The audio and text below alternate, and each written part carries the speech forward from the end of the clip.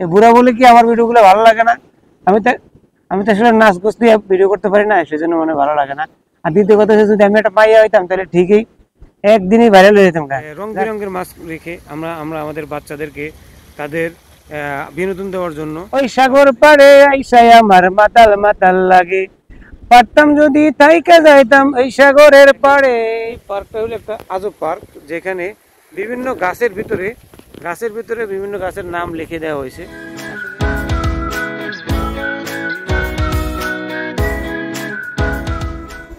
আসসালামু আলাইকুম প্রিয় বন্ধুরা, ওয়েলকাম ব্লগ পাসে। প্রিয় বন্ধুরা, চলে আসলাম হাদাল বাকারদু আইল্যান্ড। এই আইল্যান্ডটা অনেক সুন্দর। আজকে আপনাদেরকে এই আইল্যান্ডটা আমি গোপ্রো, ড্রোন শুট এবং উপর নিচে সবকিছু একসাথে দেখাবো। প্রিয় বন্ধুরা, কথা না বলে চলুন ড্রোন শুট নিয়ে আজকে বাকারদু আইল্যান্ডের উপরটা দেখাই, তারপরে ভিতরে চলে যাব। এই হলো বাকারদু আইল্যান্ড, এই হলো আমার ড্রোন।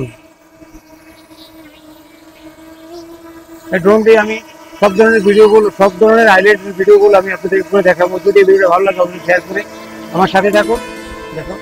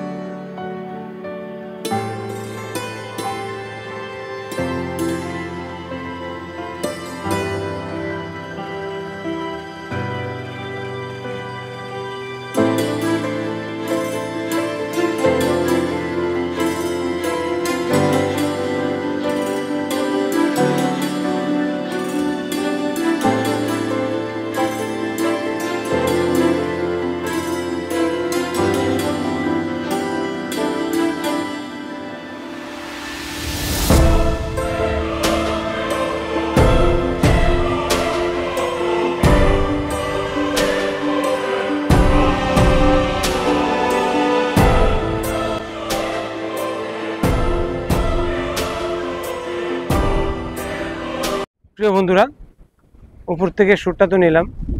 ওয়েদার খারাপ, এই জন্য ড্রোনটা বেশি উপরে উঠতে পারি নাই, কারণ ড্রোনটা নিচে নামিয়ে নিয়ে আসে, এত বাতাস। তো যতটুকু করছি অতটুকু দেখাবো ইনশাল্লাহ। চলুন আমরা বাকারদু আইল্যান্ডের ভিতরটা দেখি, একসাথে উপভোগ করব আমি এবং আপনি সবাই। যদি ভালো লাগে ভিডিওটা অবশ্যই শেয়ার করে অন্যকে দেখার সুযোগ করে দিবেন। Let's go. প্রিয় বন্ধুরা, মালদ্বীপে প্রত্যেকটা আইল্যান্ডেই অনেক সুন্দর করে যাত্রী ছাউনি দিয়ে রাখছে লোকদের বসার জন্য। একটা এখন বিভিন্ন জায়গা থেকে লঞ্চগুলো, স্পিড বোটগুলো এবং সাফারিগুলো যখন আসে, তখন যাত্রীরা রোদের ভিতরে থাকবে, তাদের বসার জন্য দুইটা ছাউনি করে দিয়েছে। বাকারদু আইল্যান্ডের পরিবেশটা আশা করি সুন্দর হবে। চলুন আমরা ভিতরে এখন চলে যাই। কথা, মালদ্বীপের প্রত্যেকটা আইল্যান্ডেই পার্ক আছে। এই পার্ক হচ্ছে বাচ্চাদের খেলাধুলার জায়গা, যে সচরাচর অ্যাভেলেবেল মালদ্বীপের বিভিন্ন পার্কে এই ধরনের জিনিসগুলো দেখা যায় না।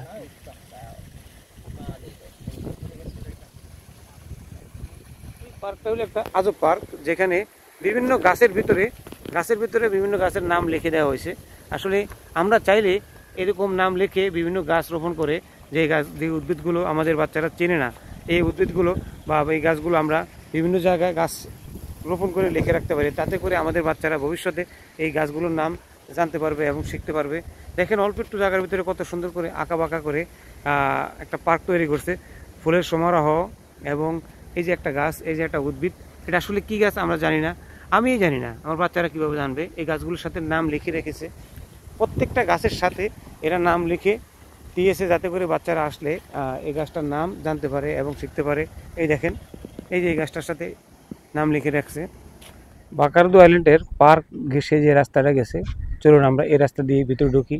আস্তে আস্তে গ্রামের ভিউগুলো নেব, আইল্যান্ডের ভিউগুলো নেব। আসলে দেখার মতো নিরিবিলি ছাড়া আর সুন্দর মনোরম পরিবেশ ছাড়া এই দেশে আর কিছুই নেই। আমাদের দেশের মতো পুরানো আগের জমানার যে ইট দিয়ে, পাথর দিয়ে ভেঙে ভেঙে ওয়াল করে, সেই ওয়াল দেখেন কত সুন্দর করে করছে, কত সুন্দর লেভেল, বোঝাই যায় না। প্রিয় বন্ধুরা, বাংলাদেশে গাছ থেকে কাঁঠাল পেড়ে খেয়েছেন? আমিও খেয়েছি। এখন দেখেন, আজকে আপনাদেরকে দেখাবো এটা হলো বামকিও মালদ্বীপের। আসলে এই খাবারটা অত্যাধিক স্বাদের একটা খাবার। এটাতে বড় হইলে এটা কেটে তেলে ভেজে এদেশের লোক খাইতে খুব পছন্দ করে। এটা হলো বামকিও গাছ। হে আল্লাহ, এই কবরে শোয়ানোর আগে তুমি ইমানি হালতে মৃত্যু করিও। আল্লাহ গো, পৃথিবীর বুকে কত অন্যায় করি, কত মানুষের ঠগায়, কত ব্যবচার করি, কত মানুষকে কষ্ট দেই, চোখের গুণা, হাতের গুণা, পায়ের গুণা, সমস্ত গুণাগুলো ক্ষমা করে দিই। আল্লাহ তুমি এই কবরটি করার আগে তুমি কালে মানুষ করিও। হাঁটতে হাঁটতে ঘুরতে ঘুরতে আজকে আপনাদেরকে দেখাবো বাকারদু আইল্যান্ডের ভিতরটা। আমি যে আপনাদের জন্য কষ্ট করে বিভিন্ন দ্বীপে গিয়ে এই ভিডিওগুলো করি, শ্যুটগুলো নেই, আপনাদের কি একটু মায়া লাগে না আমার জন্য যে অনেক কষ্ট করে এই ভিডিওগুলো করে? তো আমার ভিডিওগুলো বেশি বেশি শেয়ার করে দিবেন, আপনাদের কাছে এটাই চাওয়া। সাগরের যে সিনগুলো, সামুদ্রিক যে ঢেউগুলা দেখেন, কত বড় করে ঢেউ আসছে, এত কিনারে এত বড় উঁচু করে ঢেউ আসছে, বাইরে কত ঢেউ, সাগর অনেক পরিস্থিতি, সাগরের অবস্থা খুবই খারাপ। এই দেখেন এই সাইড দিয়ে জেরিটা।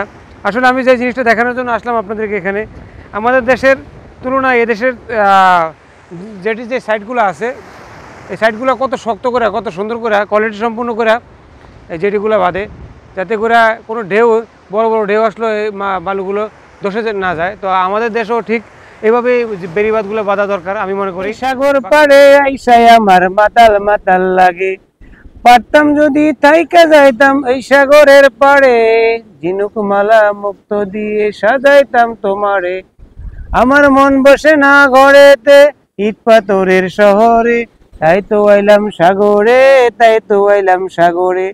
প্রিয় বন্ধুরা, এই সাগর পাড় আসতে যদি আপনাদের ভিউটা দেখানোর জন্য, যাতে করে আমার এই কষ্টটা সফল হয়। ছেলেরা যারা আছেন, আমাকে যারা পছন্দ করেন, ভালোবাসেন, তাদেরকে অসংখ্য ধন্যবাদ। আর যারা এই বুড়া মুরব্বীরে যে মেয়েরা ভালোবাসে, বুড়াই মুরব্বীটারে যে মেয়েরা ভালোবাসেন, তাদেরকে ধন্যবাদ। আমার ভিডিওটা শেয়ার করে দিবেন। বাকারদু আইল্যান্ডে আছে ভলিবল খেলার একটা মাঠ, ফুটবল খেলার মাঠ, সব আইটেমের খেলাধুলা করার জন্য, বিনোদনের জন্য প্রত্যেকটা আইল্যান্ডই থাকে। আইল্যান্ডে আছে সাধারণ 2-3টা ট্যাঙ্ক, তেলের ট্যাঙ্ক। মালদ্বীপের আইল্যান্ডগুলো ঘুরে ঘুরে আমি আপনাদেরকে দেখাই।